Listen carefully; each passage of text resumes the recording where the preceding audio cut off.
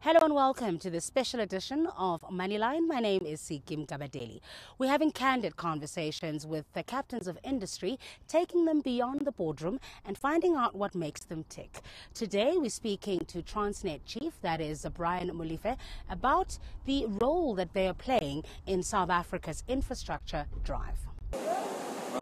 Brian Molefe is the CEO of Transnet, a job he took on in February 2011. He's tasked with improving the parastatal's efficiency, profitability and renewing its infrastructure. He's taken to wearing hard hats and overalls like a duck to water. Previously, Molefe was the Chief Investment Officer at the Public Investment Corporation. His job was to invest billions in government pension funds.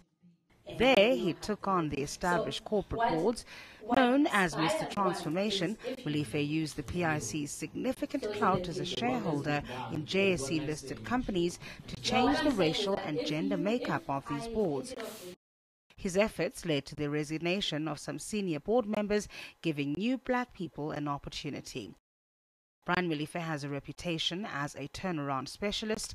As Deputy Director General at the National Treasury, he played a significant role in turning the department into one of the most effective and efficient institutions in the country. Now, government is hoping he does the same for Transnet. Thank you so much for making the time for us today. It's a pleasure.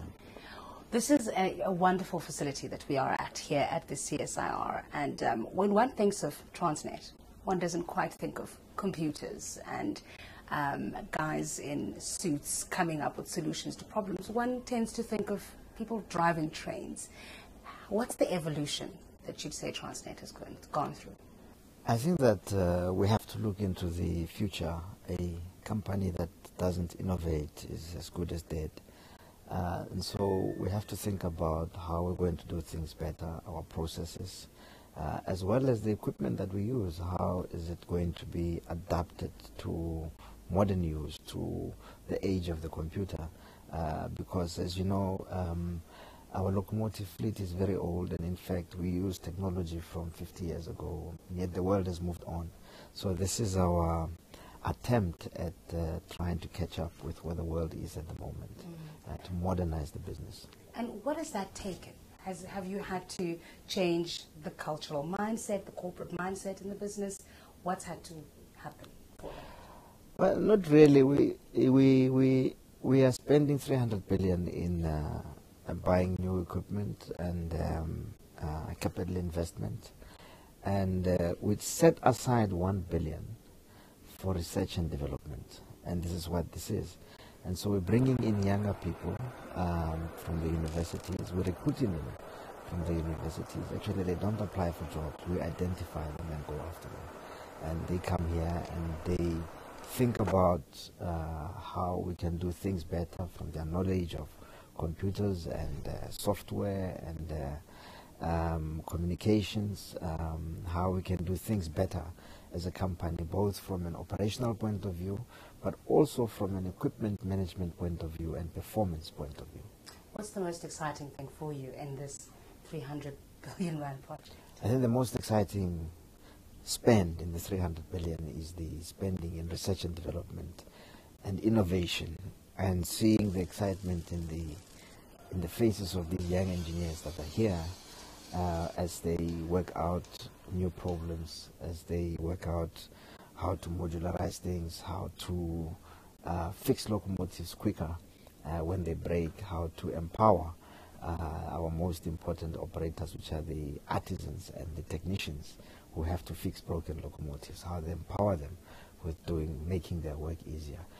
That is very, very exciting. How do you convince young people who have multiple opportunities to go into different industries to come and work for a Transnet?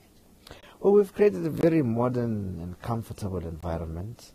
Like I said, we have allocated 1 billion rand to this operation, which is the innovation center, the research and development, and they can basically have what they like or what they want to have. If they want roller skates. I don't know if they still go on roller skates. We'll buy them roller skates. Whatever they want, they will get. And they're buying fancy equipment, but most importantly, they're giving us the output in research and the modernization of the company. We're injecting new and fresh ideas into the company through research and development. And where do you think Transnet sits in our broader economic growth outlook as South Africa, where we want to see ourselves in the National Development Plan by 2030? Transnet, we've always said we're part of government's initiative to industrialize. We are already beginning to build locomotives. In fact, we're building locomotives. We've been building wagons for a long time. The fleet of locomotives that we're buying are being built in South Africa with South African labor, with South African suppliers of the components that are required for the locomotives. And that is where we fit in. We expect that once we have spent the 300 billion, we will have created an additional 230,000 jobs economy-wide. And we will also increase our headcount here at Transnet. So the biggest problem at the moment in South Africa is poverty and unemployment. And we see ourselves contributing quite positively and making a dent on the problem of poverty and unemployment. In what way? In the sense of creating jobs, making that sure that in the way that we spend 300 billion, we create jobs in the South African economy by building the locomotives here, for example, instead of importing them as complete units, and making an effort to try and understand how the mechanics work, teaching young people how to weld, how to be artisans, and how to fit into the whole industrial and industrialization project that we have here. After the break, Brian Molefe speaks to us about his career path in the public sector. You're watching Moneyline, your money guide. Stay with us.